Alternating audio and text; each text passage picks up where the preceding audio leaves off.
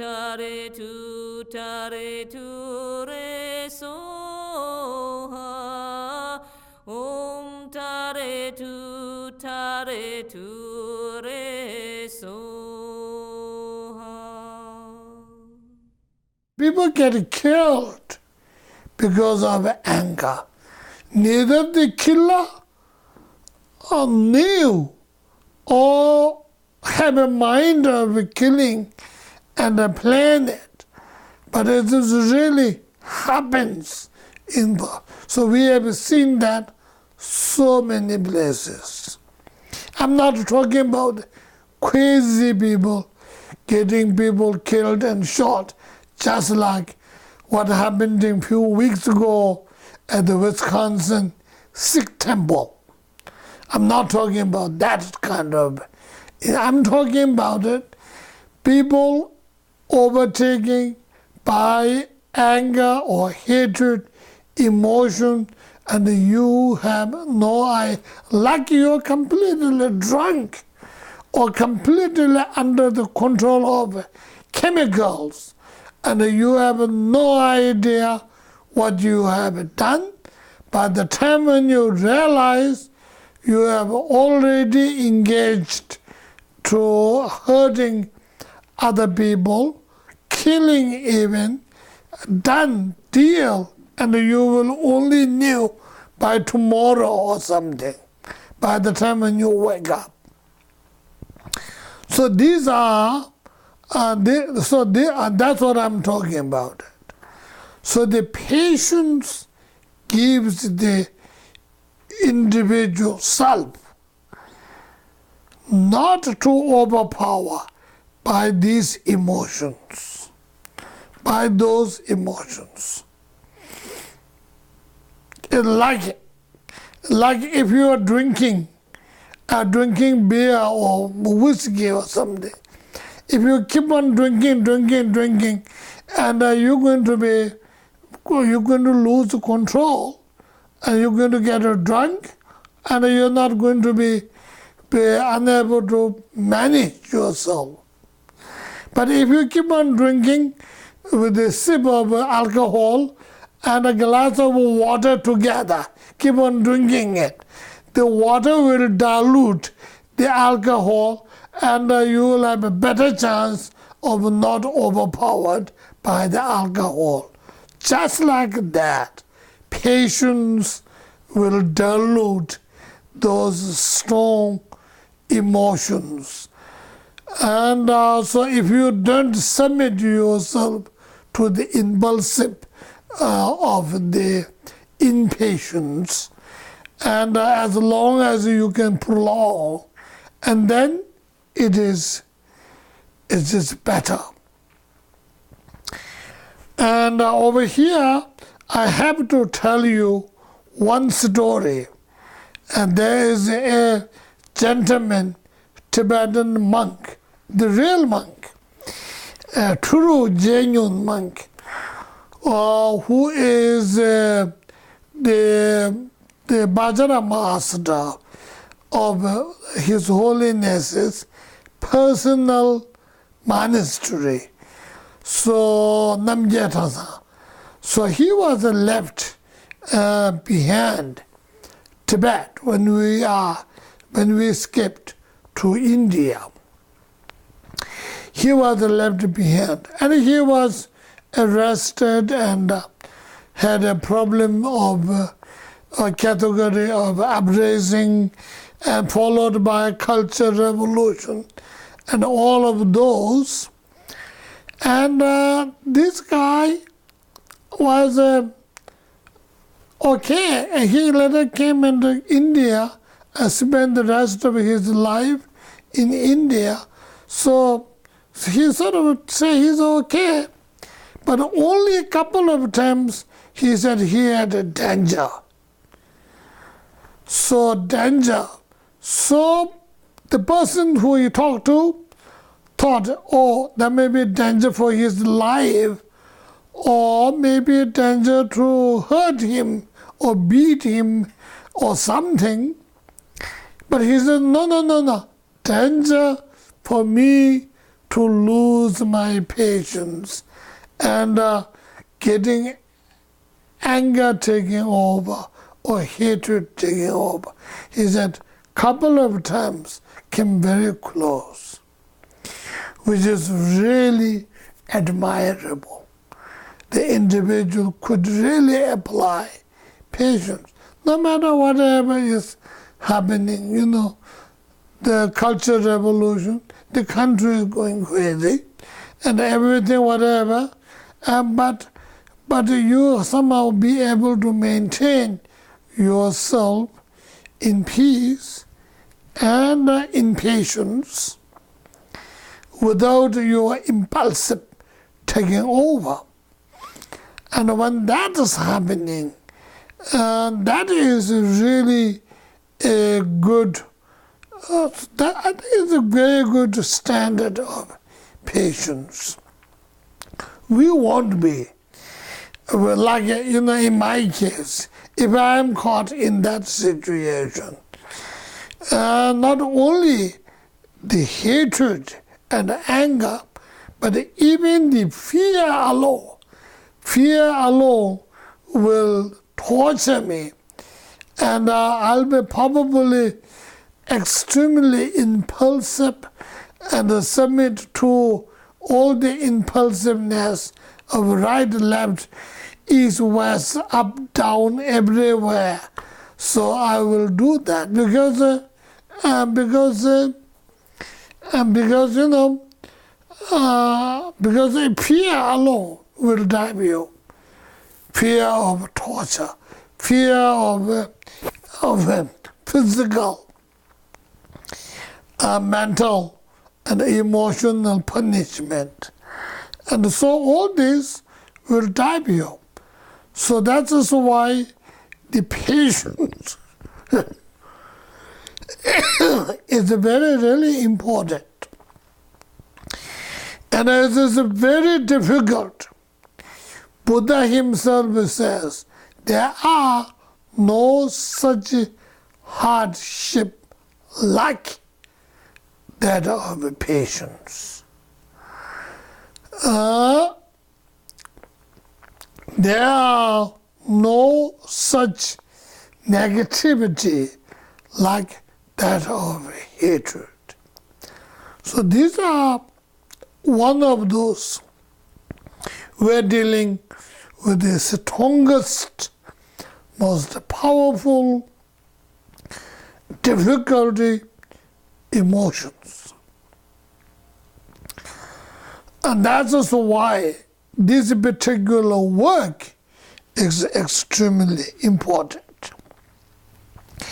Basically, when we are talking about it, like a sort of three different ways of the patience. So I've been telling you the sort of like three different types of patience.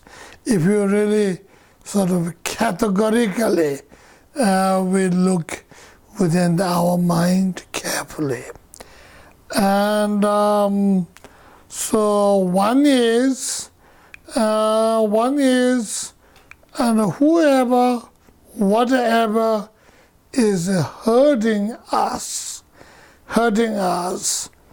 and so not letting it hurt us by protecting ourselves, by not letting it hurt us. But you can think like this. If someone is trying to harm you,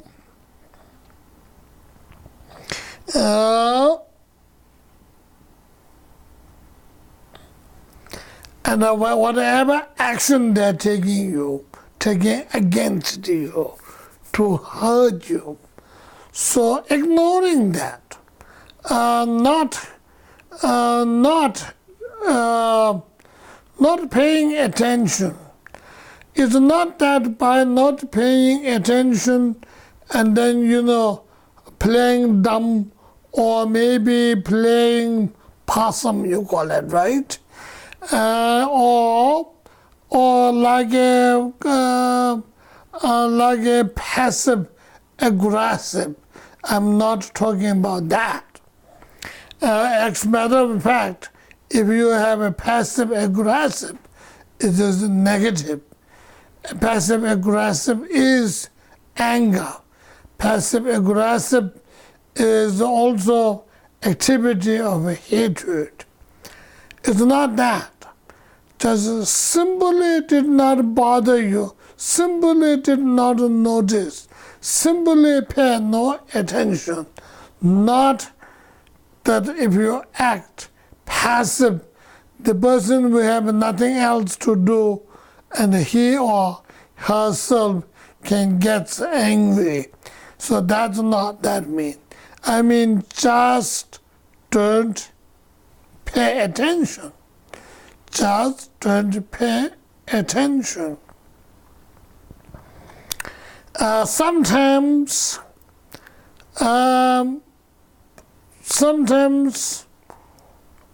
people who are very kind, or sometimes it's funny, like kids who just don't want to be bothered, and they play that very well. Either play or the habit is natural. Very recently, a friend who had come from far away, and so people started talking to, and whenever something doesn't work, and they have no alternative, almost shook her physically, and then began to say, oh, what happened? So, as though nothing had happened. I don't know whether that is Dharma practice or not, but it is definitely not entertaining any aggressiveness by anybody. So that is also patience. Another one here is sometimes when our enemies get some reward or something successful happening, and we get very unhappy, and say, why does that stupid fellow deserve that? How did that get it? That will not deserve that, and blah, blah, blah. So we do that very often. And that is another losing patience. And like a hatred or anger or jealousy or something's taking over the individual. So when I say, so shouldn't bother, means sort of both ways. From the positive way, happened to the individual, or negative action that the individual is taking against ourselves, not themselves. So when I say don't bother, then sometimes you can welcome some little inconvenience. People do that very often, particularly good people like yourself, and being kind. At the most you say it is a good learning experience or something. So sometimes whether it is hardship, even then one will be willing to engage in that. People may say, for you, it is our culture, but actually, instead of you, I will be willing to take that hardship. And then the third kind is really, truly understanding the natural of the mental state of agony or impatience or impulsive, and submitting ourselves or yourself in the nature of that emotion, dragging ourselves into negativity activities. So these are the basically the three sort of a division of patience. Again, patience is protecting ourselves, particularly our mind, from the negative emotions such as hatred or anger or even obsession, all of those. This is truly a patience. It's not that, I always said this, if you have been dumped by your girlfriend, and suddenly she calls you, meet me middle of nowhere tomorrow at 12:30 p.m. So you'll be very happy to go there and go middle of nowhere in the desert area by 10 o'clock in the morning and wait till 5 p.m. So you may call that patience. To me, that is stupidity, not patience at all. As a matter of fact, that's not even virtuous. And it is sort of non-virtuous, making yourself a sort of endurance in the negative activities. Negative activity here is the attachment. And that attachment is dragging you to engage in wait in the middle of the desert for hours, and you'll be happy to do that. Is not a patience, not virtuous. As a matter of fact, it is little negativity, a part of attachment activities.